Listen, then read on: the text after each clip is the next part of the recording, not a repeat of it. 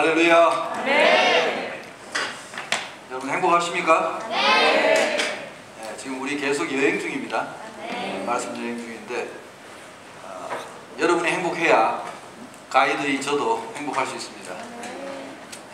제가 말씀드렸듯이 여러분이 저를 째려보시거나 중간에 조시거나 딴 데로 자꾸 쳐다보면 가이드가 뭘 가이드해야 될지 자꾸 잊어버려가지고 여행이 엉뚱한 곳으로 갈 수도 있습니다. 자, 오늘 한번 외치고 합시다. 제가 행복한 하면 여러분 말씀 여행 그렇게 한번 해봅시다. 자, 행복한 말씀. 행복한 말씀. 자, 오늘 한번 떠나봅시다. 오늘은 제가 교회 들어오다가 어느 성도님의 질문지를 하나 받았어요. 질문지를 하나 받았는데 성경을 배우다가 늘 궁금했던 한 가지를 질문을 했어요. 창세기 27장에 우리가 지난주에 배웠던 이야기 중에서 이삭은 분명히 에서를 축복하기를 원했죠. 그렇잖아요? 근데 아버지를 속인 야곱을 에서로 인식하고 이삭이 축복했는데 야곱이 복을 받은 것은 어떤 영적 원리인지 궁금합니다. 예를 들면 뭐 안수의 비밀인지 뭐 이런 것까지. 우매한 질문을 드려 죄송합니다. 흑흑 하셨는데 우매하지 않습니다. 굉장히 날카로운 질문을 하셨어요. 이런 질문은 제가 성경 강의를 한 20년 하면서 늘 단골로 받는 질문 중에 하나입니다. 사실은 이제 이걸 좀 직설적으로 질문하면 이런 거죠. 속이고 받은 축복도 유효하냐? 그럼 우리가 다 야곱처럼 수단 방법을 가리지 않고 하나님께 막 축복받기 위해서 부모도 속이고 누구도 속이고 이래도 되는 거냐? 뭔가 그리스도인이 생각할 때는 이 방법이 정당하지 않다라고 생각하시는 질문입니다. 네, 질문하신 분의 의도가 아마 그런 것 같아요. 제 생각에는 대부분이 그렇게 생각하시거든요. 사실 성경에 정답은 없습니다. 여러분, 이런 걸 좀 정확하게 써놓으면 우리도 굉장히 도움이 될 텐데, 저도 이 문제를 사실은 거의 한 10몇 년을 고민을 하고 또 고민을 하고 혼자 끙끙대다가 그냥 이건 제가 도달한 결론입니다. 제가 도달한 결론이지 그 어디에도 이 질문에 대한 답은 없습니다. 솔직히 성경이 없기 때문에. 여러분 제 이야기를 들으시고 여러분이 마음에 합당하시면 받아들이시면 되고, 이게 그 목사님 생각은 나는 다르다 그러면 그냥 여러분 다르게 생각하셔도 됩니다. 이건 어차피 성경에 정답은 없어요. 저는 하나님께서 우리에게 결과만을 놓고 말씀하시지 않는다고 믿는 사람입니다.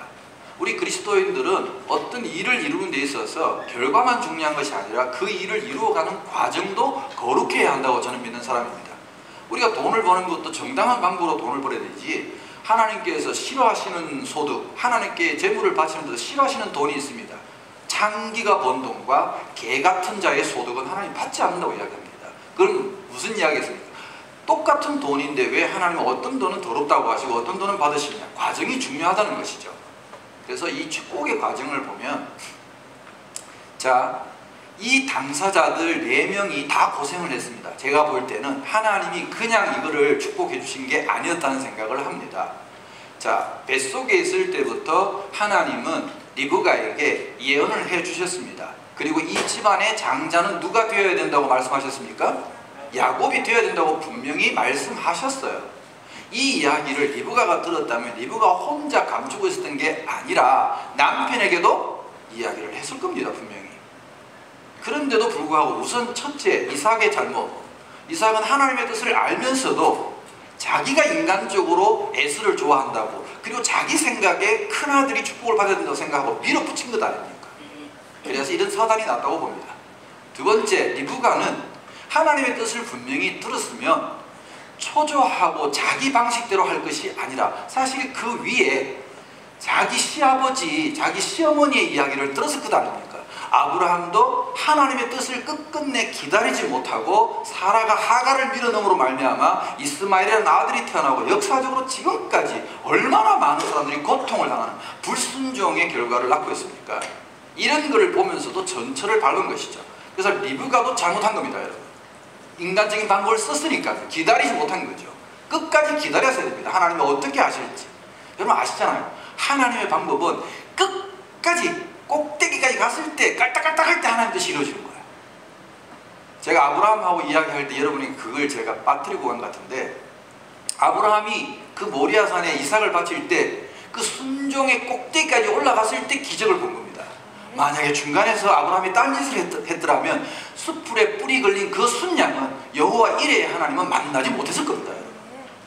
한번 따라해봅시다. 기적은 순종의 꼭대기에서 일어난다. 끝에 갔을 때 일어나는 거예요. 그러니까 리브가도 기다렸어야 합니다. 그리고 야곱도 자기 어머니가 거짓으로 형으로 자기를 꾸미려 했을 때 거부했어야 됩니다. 끝까지 사실은. 에서는 또 어땠습니까? 에서는 자기의 장자 직분을 그 영적인 하나님의 축복과 그 사실에 대해서 그는 너무나 가볍게 여기고 하나님을 망령되게 생각했습니다. 그도 잘못이 있습니다. 그래서 여러분 어떻게 됐습니까? 결과적으로 4명은 야곱은 축복은 받았지만 그건 하나님의 뜻이기 때문에 하나님은 결국 어떤 과정을 겪더라도 하나님의 뜻은 반드시 이루어집니다. 여러분 하나님의 예언이 이 성경 가운데 하나님의 예언이 역사 가운데서 이루어지지 않은 게 뭐가 있습니까? 다 이루십니다. 하나님은 결국 자기의 뜻대로 하십니다. 그래서 여러분 4사람이 다 고통받았습니다. 이삭은요 말년을 정말 쓸쓸하게 보냈던 것 같아요. 실제로 리브가는 야곱을 보낼 때 야곱을 곧 몇 년이 있으면 큰아들이 마음을 풀고 야곱도 돌아올 거라고 생각했습니다. 그러나 야곱이 라헬에게 미쳐가지고 또 사기 결혼 당해가지고 20년이나 거기 머물 줄 리브가는 몰랐죠. 아들아 다시 보자 금방 보자 했는데 리브가는 미안하지만 야곱을 보지도 못한 채 죽었습니다. 얼마나 큰 고통이었겠습니까? 마음고생이 얼마나 심했겠습니까? 아들의 안부조차도 묻기 힘듭니다. 왜요? 핸드폰이 없어요. 화상통화도 안 돼요. 그러니까 20년이나 그 아들을 못 보고 죽었으니까 리브가도 상당한 대가를 치른 것 아닙니까? 야곱은 또 어떻습니까? 야곱은 그야말로 개고생을 했죠. 사기 결혼에 당한 데다가 약속 맨날 여삼촌이 위반하고 장인이 강도인지 도둑인지 양아치 짓을 해가지고 얼마나 고생을 했습니까? 마음고생도 하고 몸고생도 했습니다. 야곱도 어마어마하게 고생했어요. 이삭은요 부인이 일찍 죽고 난 뒤에 눈도 안 보이는데 내가 보니까 에서가 나중에 보면 이삭이 죽었을 때 이 에서와 야곱이 같이 이렇게 장례 치르는 모습이 나오는데 여러분 에서가 아버지를 모시고 산 것 같지가 않아요. 제가 봐서는. 그러니까 이삭도 말년에 눈도 보이지 않는데 여러분 20년이 지났는데도 자기 부인은 죽었는데 이삭은 아직도 살아있습니다. 안 보이는 채로 20년을 넘게 살았습니다. 고생했습니다. 에서는 에서대로 야곱은 야곱대로 다 고생했습니다. 대가를 치렀다는 얘기죠. 하나님의 뜻을 어기고 불순종한 대가는 다 치렀다고 봅니다. 그게 이제 제 답입니다. 그게 제 생각이니까 이제 질문하신 분도 그래서 하나님의 우리가 뜻을 알고 아는 게 중요한 것이 아니라 하나님의 뜻을 이루기 위해서 우리가 순종하는 것이 중요합니다. 우리가 불순종하더라도 하나님은 대가를 치러서라도 반드시 하나님의 뜻을 이루신다는 걸 또 하나의 교훈으로 저는 받았습니다. 이 이야기에서. 그래서 오해하시고 야 어떻게 하든 수단과 방법을 가리지 말고 하나님 축복을 받으면 된다고 생각하시는 분이 혹 계시다면 그 대가에 대한 생각도 꼭 하시기를 바랍니다. 그러면 하나님이 두려워지겠죠. 우리가. 정말 두려운 하나님입니다. 그걸 좀 생각하시면 좋겠습니다. 자, 오늘은 우리가 계속해서 야곱의 이야기와 이어지는 이야기가 사실은 이제 요셉의 사건입니다. 야곱은 이제 형 에서와 상봉을 한 뒤에 사실 이게 웃기지 않습니까? 야곱이 20년 만에 고향으로 돌아왔으면 여러분 첫 번째 야곱이 기억해야 될 것이 뭐냐면 하나님과의 약속입니다.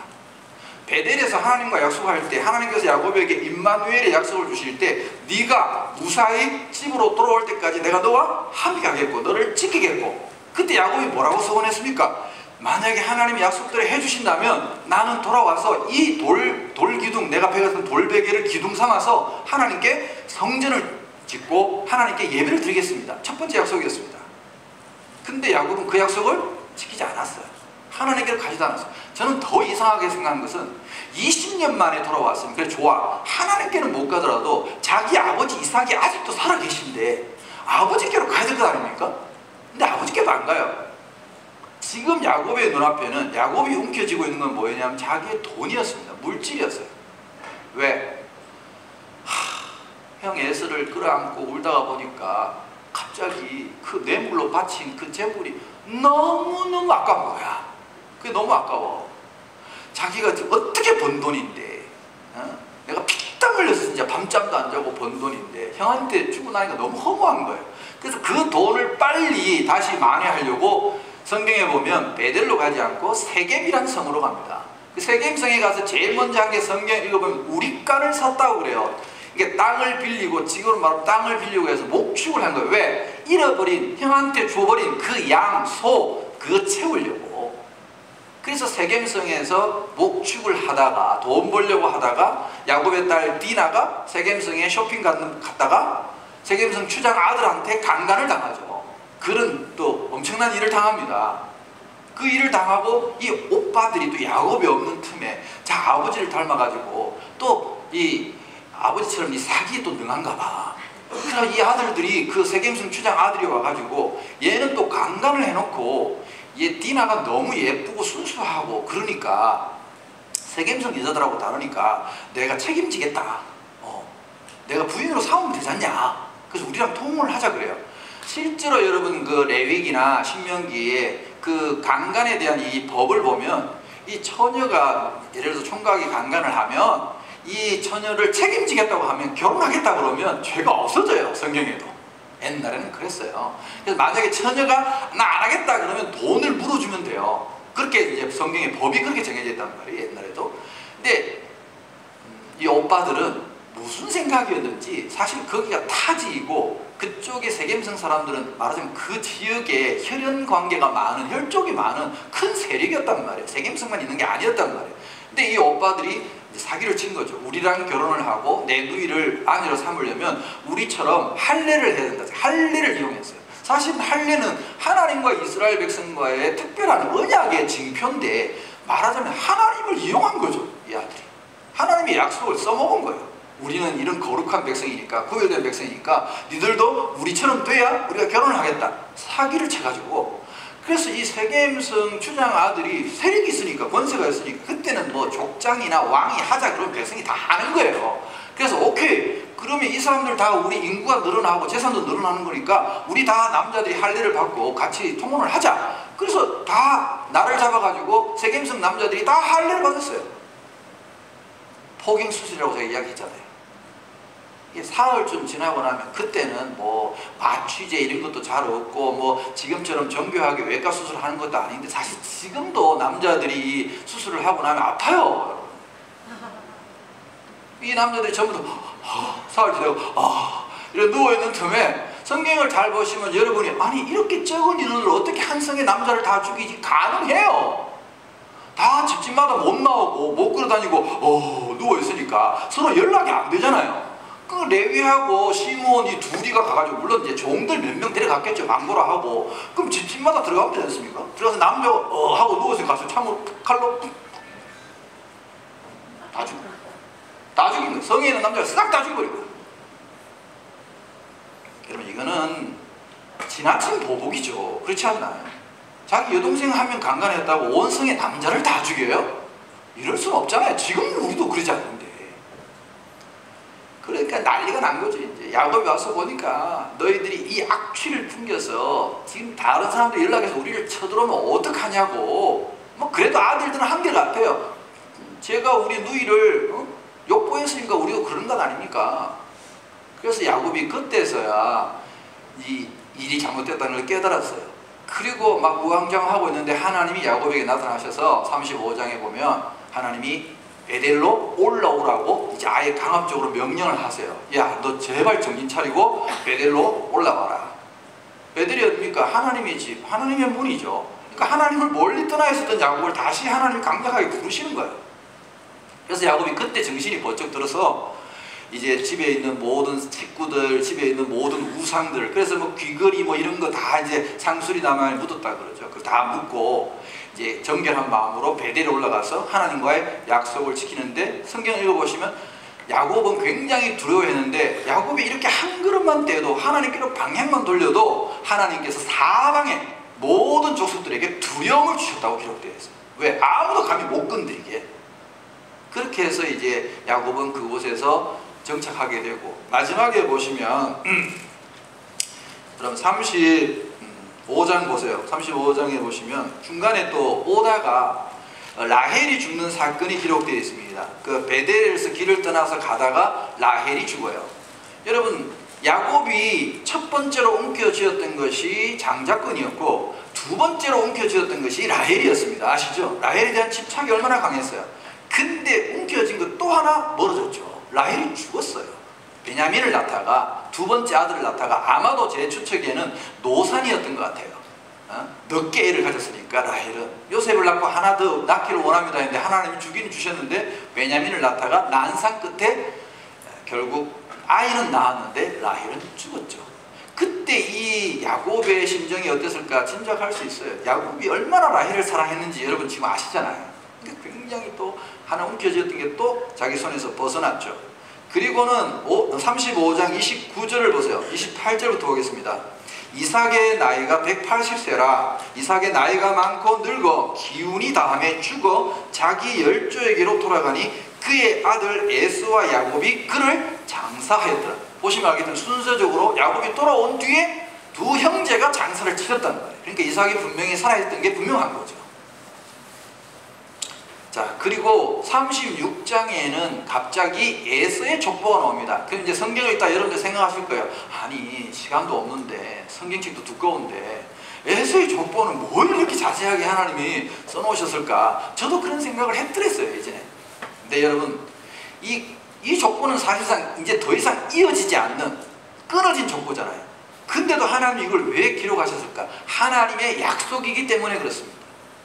여러분, 이런 이제 은총, 하나님의 은총을 이야기할 때 이걸 아셔야 돼요. 하나님의 은총은요 크게 두 가지로 나눕니다. 일반 은총이 있고 특별 은총이 있어요.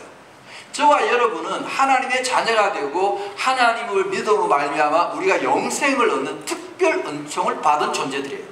근데 이 세상 사람들도 하나님의 다 피조물이기 때문에 하나님이 모든 세상 사람들 하나님을 안 믿어도 심지어 안 믿는데도 불구하고 하나님은 일반 은총을 베푸세요. 그게 해를 비춰주시고 비를 내리시고 만약에 뭐 이걸 구별한다 그러면 그런 걸 일반 은총이라고 해요.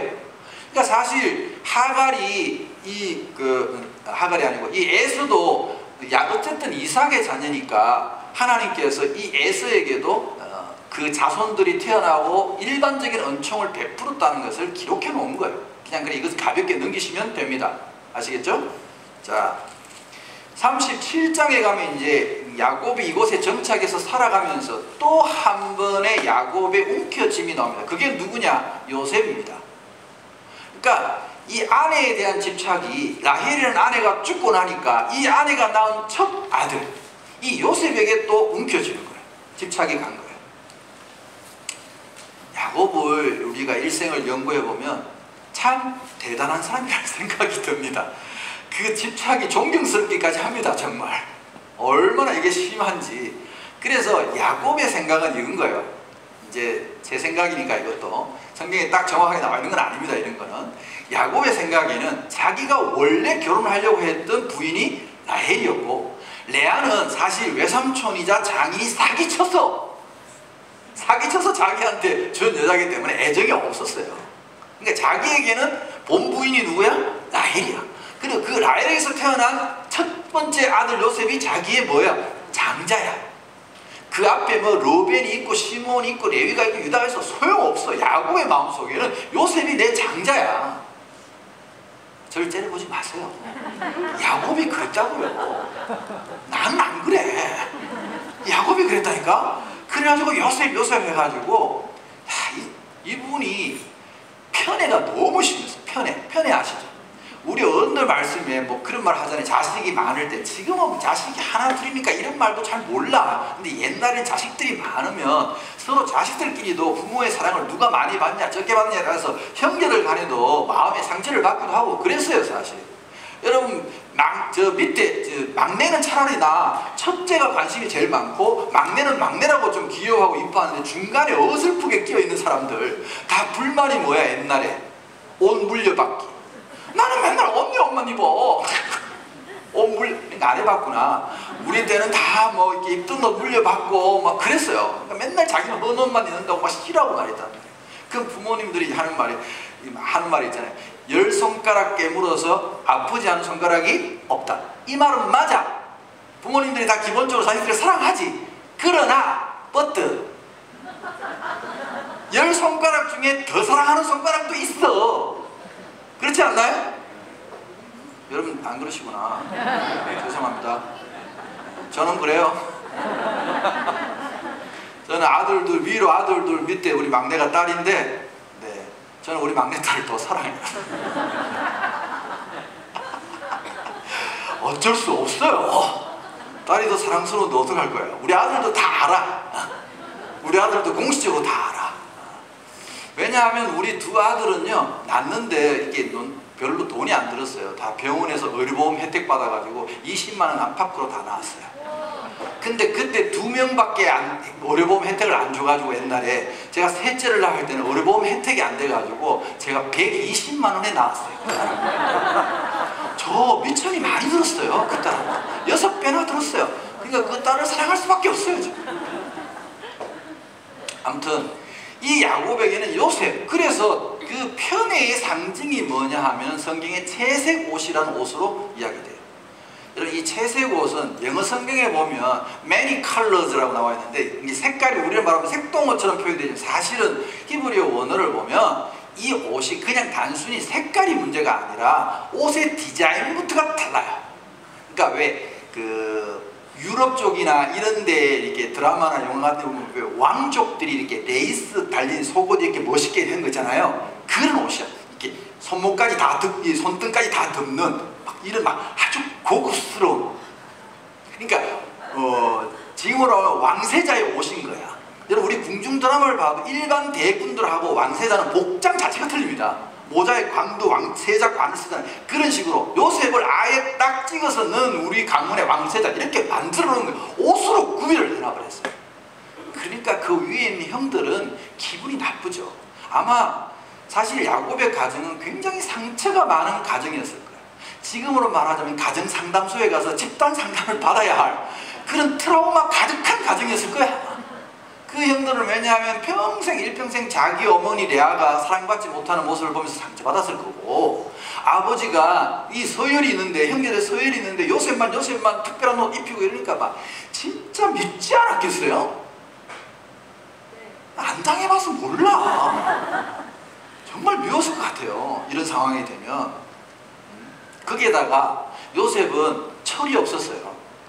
여러분, 이때 아직 지금 요셉이 이제 처음 등장하는데 아직 요셉이 10대 때일 때는 철이 없어요. 애가 눈치도 없어. 그래서 이제 말하자면 형들은 다 양치기 시켜가지고 일 시켜먹고, 요셉은 야곱이 요즘 말하면 과외를 시켜가지고 교육을 시켰어요. 교육을 시켜가지고 이제 수학도 말하자면 가르치고 해가지고 요셉은 형들의 감독관이야. 사실 베냐민은 어려가지고 아직 일할 때도 아닌데 요셉이 제일 꼴찌 아니야? 거의 11째니까. 그런데 요셉이 위에 있는 10명의 형들을 다 감시 감독한다니까, 성경에 보면. 이런 거지. 이제 형들이 이제 각자 맡은 양들을 아침에 몰고 나가면 요셉이 이제 딱 들고 있다가 루벤 형 오늘 양 몇 마리, 소 몇 마리 뭐 체크하고, 들어올 때 몇 마리 딱딱 체크하는 거야. 이제 보통 나가면 하루 만에 오는 경우도 있지만 멀리 갔을 때는 한 달씩 몇 달씩 있다가 오면, 예를 들어서 짐승이 물어갈 수도 있고 뭐 그동안에 새끼를 낳았을 수도 있고 여러 가지 변수가 있잖아요. 그걸 막 체킹을 하는 거야, 이걸. 그러다가 이제 형들이 가끔 용돈이 궁해가 양을 한 마리 몰래 팔아먹고 이렇게 들어오면 요셉이 철저하게 숫자를 잘 세니까 요셉이 탁탁탁 해가지고 로벤 형 한 마리 빠졌는데, 야 요셉 한 번 봐줘. 내 이번에 좀 한잔 하느라고 좀 한 마리 팔아먹었는데 나중에 내가 채워 넣을게. 그럼 안 돼? 절대 안 돼. 이래가지고 아버지한테 다 고자질을 하는 거야. 성경에 보면 고자질했다고 써있어. 고자질. 그러니까 요셉은 어릴 때 고자질쟁이야. 그러니까 형들이 안 그래도 미운 데다가 더 미워. 여러분, 미운 사람의 특징이 뭔 줄 아세요? 성경을 잘 봐요. 4절에 보면 37장 4절, 그의 형들이 아버지가 형들보다 그를 더 사랑함을 보고 그를 미워하여 그에게 편안하게 말할 수 없었더라. 여러분, 편안하게 말할 수 없어요, 미워하는 사람은. 왜? 우리말에도 있어, 그런 게. 미워하면 혀에 가시가 돋는다는 말이 있어. 말이 곱게 안 나가잖아요, 미우면. 그리고 이런 거 있어요. 미워하면 뭘 해도 미워. 무슨 짓을 해도 미워. 미운 놈이 웃으면 더 밉다. 너 날 지금 뭐 놀리냐? 그냥 웃는데 그냥 막 그런 생각이 들어. 야, 그래서 여기까지는 그래도 참을만 했는데 이 요셉이 눈치도 없어가지고, 자, 아침 요셉이 이제 꿈을 꿨어요. 우리가 요셉이 꿈을 꿨는데 그 꿈을 식구들이 다 모이는 자리가 이제 아침 식탁 자리잖아요. 아침 식탁에 모여 식사하고 전부 다 축복하고 하고 이제 일하러 나가는데 요셉이 그 딱 앉더니 이제 12명 형제가 다 앉고 아버지도 앉고 어머니도 앉았는데 요셉이 그런 거야. 아빠, 나 어제 희한한 꿈 꿨다. 그러니까 야곱은 요셉을 좋아하니까 우리 아들 어제 뭐 좋은 꿈 꿨어? 그러니까 어제 내 꿈에 곡식단이 이렇게 12개가 딱 서 있는데 내 곡식단은 가운데 딱 서 있고 재수 없게 가운데 서 있대. 가운데 딱 서 있고 나머지 11개 곡식단이 다 내 곡식단에게 절을 하더라. 누가 봐도 알 수 있는 거잖아. 이거는 굳이 해석해 줘야 돼 내가? 다 형들 다 알아들었어 무슨 꿈인지. 그러니까 자기한테 11형제가 다 절을 한다는 거 아니야. 그럼 아버지가 야 그래도 형들이 있는데 좀 눈치껏, 그게 아니야 이 야곱은.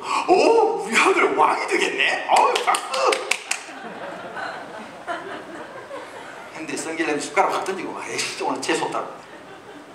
그러면 사람이 좀 눈치가 있을 거 아니에요. 그리고 그런 꿈 아버지하고 둘이 궁짝이 그렇게 잘 맞으면 둘이 해야 될 거 아니야. 형들이 그렇게 싫은 표정을 하고 갔는데 얘는 눈치가 없어. 왜? 아직 고난을 안 겪었거든. 원래 고난을 겪어야 사람이 눈치가 생기지, 고난을 안 겪고 자란 사람들은 대체로 보면 눈치가 없더라고요. 지금도. 그래서 또 형들이 그렇게 기분 나빴는데 그 다음날 또 며칠 지났겠지. 며칠 지나가지고 요셉이 또 아침 식탁에 딱 갔는데 아빠 어제는 나 더 희한한 꿈 꿨다? 형들은 벌써 기분이 숟가락 먹다가 막 체한 것 같아. 명치가 막 찌릿해. 저 새끼 또 뭔 이야기 하려고 그래. 그래 우리 아들 또 좋은 꿈 꿨어? 무슨 꿈 꿨는데? 이번에는 말이야 하늘에 별 12개랑 해와 달까지 있어. 이제 해와 달 12별이 있는데 또 자기 별이 가운데 딱 있고 나머지 해, 달 11별들이 자기한테 절하다는 거야. 이번에는 야곱도 기분이 살짝 나빴어. 야곱도 기분이 나빴다니까? 왜? 딱 봐도 해는 아버지고 달은 엄마고 나머지 11별은 11명. 그러니까 야곱은 야 나도 너한테 절하냐? 이런 거지. 근데 야곱은 그 꿈을 마음속에 새겨두고 있었다고 나와요. 어쨌든 그러니까 형들이 막 또 숟가락 던진 나가면서 정말 미워 죽겠는 거야 저거를. 그러던 참에 아버지가 얘가 이제 감독관이니까 이번에 형제들이 좀 멀리 이제 양을 치러 갔나 봐요. 그러니까 이제 기간도 오래되고 하니까 중간 점검을 한번 하려고 감독관을 확인을 했어요. 야곱이 야 너 가서 형들이 잘 있나? 양들 잡아먹고 사고 안 쳤는지 좀 보고 와라. 그래서 요셉이 이제 열심히 갔죠. 갔는데 형들은 이걸 미리 짐작하고 성경에 보면 요셉이 못 오도록 원래 가 있겠다는 장소에서 옮겨버려서 말도 안 하고. 왜? 핸드폰이 없으니까 옮겨버렸는데 요셉은 또 굉장히 또 성격이 또 그런 또 착실한 면은 있어. 애는 눈치는 없는데 착실해. 그래 가서 또 기어이 물어가지고 형들이 옮긴 데까지 찾아간 거야. 사실 여러분 그때는요 이 어린 나이에 그렇게 그 길을 혼자 가는 건 굉장히 위험한 시기였어요. 왜냐하면 그 당시에 팔레스타인 지역에는 사자도 살고 있었고 하이에나도 살고 있었고 맹수가 되게 많았어요. 그래서 목자들은 항상 그 두 가지 무기를 가지고 맹수로부터 양을 보호해야 되거든요. 그러니까 요셉이 혼자 가는 건 사실은 그게 쉬운 일은 아니었어요. 이게 가는데 형들은 이제 좀 요셉에게서 벗어나서 마음 편하게 양을 치고 있는데 딱 보니까 저 멀리서 요셉이 오는 거야. 세상에 저 지평선 끝에 요셉이 보이는데 형들이 벌써 알아. 어떻게 알까? 망원경도 없는데. 이게 유목민들은요 시력이 우리랑 달라요 여러분. 엄청 높아요. 우리는 최고 높은 게 시력이 얼마예요? 2.0이 우리는 측정이 지금 최고 높은 숫자 아니야? 근데 유목민들은요 눈이 나쁜 사람이 5.0이래요 눈이 나쁜 사람이. 눈이 좋은 사람은 이걸로 측정이 안 된대요. 그러니까 진짜 한 2km 밖에도 이렇게 산만 가로막혀 있지 않으면 보인다는 거예요. 너무 신기하지 않아요 여러분? 실제로 그렇대요. 그래서 형들이 딱 알아보고는 뭐라고 그러는가? 자 한번 보세요. 37장 19절 보세요. 18절부터 읽겠습니다. 요셉이 그들에게 가까이 오기 전에 그들이 요셉을 멀리서 보고 죽이기를 꾀했대. 벌써 진짜 재수없는 놈. 이번 기회 하고 죽여버리자. 꾀해서 이렇게 말해요. 서로 이르되 꿈꾸는 자가 오는도다. 아, 이름도 안 불러.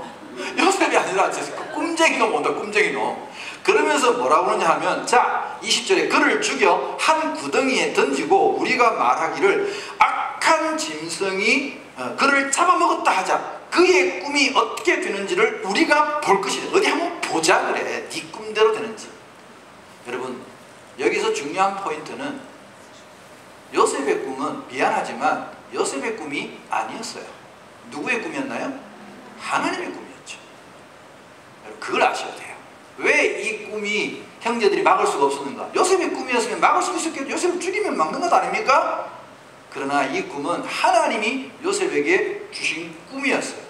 그러면 꿈꾸는 자 요셉에게 하나님은 왜 이런 꿈을 꾸게 하실까요? 하나님은 우리에게 비전을 주시고 하나님은 우리에게 꿈을 꾸게 하시는 이유는 뭘까요? 그것은 바로 하나님이 이루실 미래를 준비시키기 위해서입니다. 우리에게도 하나님이 비전을 주셨다고 말하죠. 그 비전은 미래에 하나님이 나를 통해 이루실 꿈입니다. 그래서 그 비전은 반드시 이루어지는 거예요. 왜? 이유는 단순합니다. 하나님의 꿈이기 때문에 그렇습니다. 그래서 이들이 어쩌지 못하는 거죠. 우리도 요셉처럼 우리가 꾸는 신앙의 꿈 때문에 세상으로부터 이렇게 미움받을 수 있다는 사실도 여러분 기억하셔야 됩니다. 자, 그리고 어떻게 됩니까? 이 꿈을 꾸는 자, 하나님의 꿈을 꾸는 자가 어떻게 되느냐? 형제들이 와서 자 오니까 21절에 르우벤이 듣고 요셉을 그들의 손에서 구원하려 하여 이르되 우리가 그의 생명은 해하지 말자. 자, 이 장면을 보면 여기에서 형제들 사이에도 파가 크게 두 파로 갈라집니다. 하나는 강경파, 하나는 온건파가 있습니다. 온건파들의 생각은 그래도 우리 형제인데 죽이지는 말자. 강경파는 아예 이 씨를 잘라버리자, 싹을 잘라버려 죽여버리자. 그게 강경파였어요. 제가 이 형제들을 분석해 보니까 온건파를 주도한 사람은 유다였고 르우벤이었고 강경파는 시몬이었던 것 같아요. 죽이자 하는 시몬이었던 레위.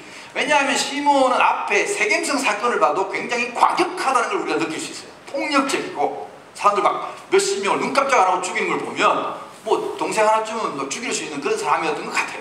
아무튼 자 르우벤은 또 왜 이러냐?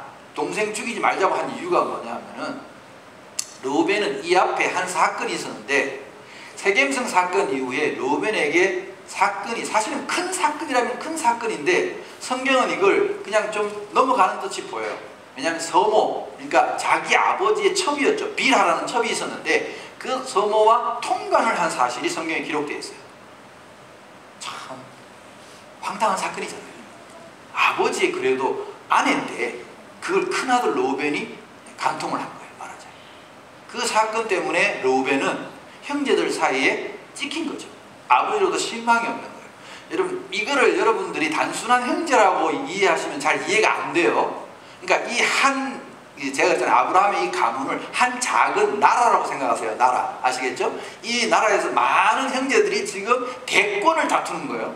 다음 차기 족장, 차기 왕이 누가 되느냐인데 르우벤은 제일 장자인데 자 요셉이 없어지면 사실은 제일 순서가 르우벤에게 와야 되는데 르우벤은 이미 탈락. 왜? 아버지에게 찍혔어. 서모랑 이렇게 통관하는 바람에. 그래서 르우벤은 아마 요셉을 구출해서 몰래 아버지가 사랑하니까 이 아들을 돌려보내고 좀 점수를 만회하려고 하는 의도가 있지 않았을까 하는 생각을 해요. 자, 그런데 형제들은 말을 안 들어. 왜냐하면 르우벤은 실권이 없다는 걸 이미 찍혀서 안 된다는 걸 알아. 그리고 시몬 말도 안 나와. 레위 말도 안 나와. 왜냐하면 시몬하고 레위는 세겜성 사건 때 아버지에게 이미 찍혔어. 그래서 이제 르우벤, 시몬, 레위 네 번째가 유다인데 이 유다가 요셉이 없어지고 나면 다음 차기 왕이 될 가장 유력한 후보야. 그래서 유다가 뭐라고 그러냐면 일단 구덩이에 빠뜨리면서 유다가 그러냐 그래도 우리 형제인데 죽이지는 말자. 그래요. 손에 피를 묻히지는 말자. 아버지 형제인데 우리가. 그래서 이제 요셉이 구덩이에 빠뜨려 놓고 이제 일단은 안 죽여서 이렇게 적각 칼 대거나 그러지 않고 물 없는 이제 물을 파다가 물이 안 나온 그 웅덩이에다가 빠뜨렸죠. 이 웅덩이는 혼자 못 올라와요. 여러분. 경사가 이렇게 각도가 크기 때문에 흙이기 때문에 기어 오를 수가 없잖아요. 성경에 보면 가장 잔인한 장면이 기록되어 있는데 요셉을 그 구덩이에 빠뜨려 놓고 형들은 그 구덩이 옆에서 밥을 먹었다고 했어요. 밥을. 상상을 해보세요. 여러분이 구덩이에 빠졌다고 생각을 해보세요. 1번 조용히 얌전히 죽을 때를 기다린다. 2번 살려달라고 죽을 때까지 소리 지른다. 몇 번? 2번이잖아요. 소리를 지르는데 살려달라고 울며 불며 이 소년이 애원하는데 거기서 낄낄거리면서 밥을 먹고 있는 형제들의 모습을 한번 상상을 해보세요. 얼마나 잔인한 장면인지. 대단하죠. 우리의 꿈도 때로는 이렇게 구덩이에 던져질 때가 있다는 걸 여러분 기억하셔야 됩니다. 요셉은 꿈꾸는 자였는데 왜 구덩이에 던져지죠? 그럴 때도 있는 거예요. 자, 26절을 보세요. 37장 26절. 25절부터 읽겠습니다. 그들이 앉아 음식을 먹다가 눈을 들어 본즉 한 무리의 이스마엘 사람들이 길르앗에서 오는데 그 낙타들의 향품과 유향과 모략을 싣고 애국으로 내려가는 대상들이 마침 지나간 거예요. 자, 이런 걸 보면 하나님은 타이밍의 하나님이시오. 여러분, 이때 이 사람들이 안 지나갔으면 요셉은 그냥 그 구덩이에서 그냥 굶어 죽는 거예요. 목말라 죽는 거예요. 근데 마침 그때 지나가는 거예요. 지나가니까 명분이 생겼어요. 유다에게 안 죽일 수 있는 명분이 생겼어요. 그래서 유다가 뭐라고 그러느냐, 26절 자기 형제에게 이르되 우리가 우리 동생을 죽이고 그의 피를 덮어둔들 무엇이 유익할까? 자, 그를 이스마엘 사람들에게 팔고 그에게 우리의 손을 대지 말자. 그는 우리의 동생이요 우리의 혈육이니라 하며 그의 형제들이 청종하였더라. 왜? 자기 왕감이니까 이제 유다 말을 들어야 됩니다. 그래서 이 유다는 요셉을 이스마엘 대상들에게 팔았습니다. 그래서 요셉은 이제 끌려가는 거죠. 노예의 신분이 돼가지고 왕자였다가 하루아침에 추락해가지고 빨가벗겨져가지고 노예 신세가 돼가지고 낙타 뒤에 묶여가지고 끌려가는 거죠. 말하자면 그런 신세가 돼버려요.